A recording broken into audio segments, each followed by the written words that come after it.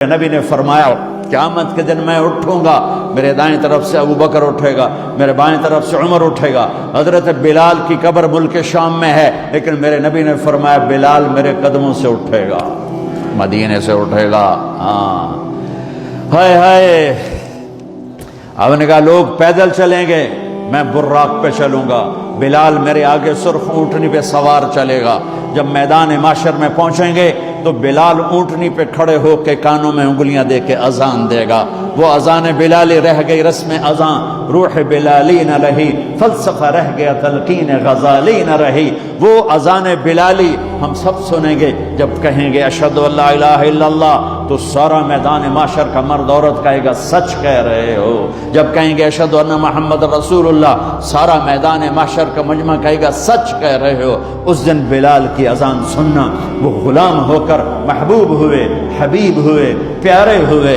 جب ہائے ہائے ظہر کی نماز کی اذان دینے لگے، اللہ کے نبی کا انتقال ہو چکا ہے، جب اشہد ان محمد پر پہنچے تو روتے روتے روتے آواز بند ہو گئی، اور جلدی سے اذان پوری کر کے نیچے آئے، کہا آج کے بعد قسم اٹھاتا ہوں اذان نہیں دوں گا، میرا نبی نہیں ہے تو اذان بھی نہیں ہے۔ اور حضرت ابو بکر سے اجازت لے کر جب وہ خلیفہ بن گئے، جہاد پہ چلے گئے، 6 مہینے تک آئے نہیں۔ لاکھوں صحابہ جہاد میں گئے، کسی کو میرے نبی خواب میں نہیں آئے، صرف بلال کو آئے۔ بلال یہ کیا بے وفائی، ہم سے ملنا ہی چھوڑ دیا، ہمارے پاس آنا ہی چھوڑ دیا۔ آنکھ کھلی تو ان کو یوں لگا جیسے اللہ کے نبی زندہ بلا رہے ہیں، یا رسول اللہ میں آ گیا، یا رسول اللہ میں آ گیا۔ اور اسی وقت اونٹنی کو بھگایا۔ 21 دن کا سفر، 21 دن کا سفر 7 دن میں کیا، 7 دن صرف نماز اور پیشاب کے لیے اترتے تھے اور بھگاتے بھگاتے بھگاتے۔ 8ویں دن جب مدینے میں پہنچے تو آتے شور مچایا، یا رسول اللہ میں آ گیا، یا رسول اللہ میں آ گیا۔ ان کے ذہن سے نکل گیا کہ آپ تو دنیا سے جا چکے ہیں۔ جب مسجد کے قریب پہنچے تو پھر تڑپ اٹھے اور چیخنے لگے کہ آپ تو ہیں ہی نہیں۔ پھر گئے سیدھے قبر پہ جا کے یوں قبر کو لپٹ گئے، یا رسول اللہ میں تو آ گیا ہوں، آپ کہاں ہیں؟ یا رسول اللہ میں تو آ گیا ہوں، آپ کہاں ہیں؟ یا رسول اللہ میں تو آ گیا ہوں، آپ کہاں ہیں؟ بے قراری میں روئے جا رہے، میں تو آ گیا ہوں، آپ کہاں ہیں؟ میں تو آ گیا ہوں، آپ کہاں ہیں؟ نماز کا وقت داخل ہو گیا۔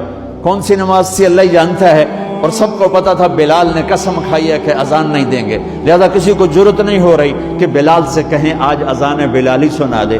تو چند صحابہ کو خیال آیا کہ نبی کے نواسوں کو سفارشی بناتے ہیں، حسنین۔ آپ نے فرمایا میری آنکھوں کی ٹھنڈک حسن اور حسین، میرے جنت کے پھول حسن اور حسین۔ آپ ان دونوں کو اٹھاتے اور دونوں کو سینے سے لگاتے اور کہتے ہیں اللہ میں ان سے پیار کرتا ہوں، تو بھی ان سے پیار فرما، اور جو ان سے پیار کرے ان سے بھی پیار فرما، اور جو ان سے بغض رکھے ان سے بغض رکھ، جو ان سے نفرت کرے ان سے نفرت کر، جو ان سے پیار کرے ان سے پیار کر۔ صحابہ آئے بچوں کے پاس، حسن حسین، کہ بچوں آج کسی کی نہیں چلے گی، تم بلال سے کہو اذان دے۔ تو یہ دونوں ننھے منھے بھائی، حسن 7 سال کے، حسین 6 سال کے، 10 مہینے کا فرق تھا دونوں بھائیوں۔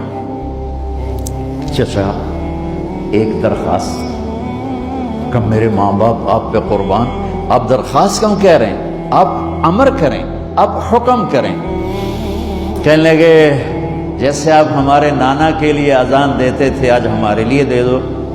تو ایک دم وہ رونے لگے بلال، کہا ہے میرے بچوں میں نے قسم اٹھائی تھی کہ میں اللہ کے نبی کے بعد کبھی اذان نہیں دوں گا، لیکن تم پہ تو ہزاروں قسمیں قربان ہیں، میں اپنی قسم توڑتا ہوں اور اذان دیتا ہوں۔ جب وہ چڑھنے لگے اس بی بی کے گھر، قریب ایک انصاری عورت کا گھر تھا جس کی چھت پہ چڑھ کے اذان دیا کرتے تھے، تو سانس رک گئے سب کے، آنکھیں پھٹ گئیں، اور وہ یوں منظر دیکھ رہے کہ آج بلال تو ہے، محمد مصطفیٰ نہیں ہے۔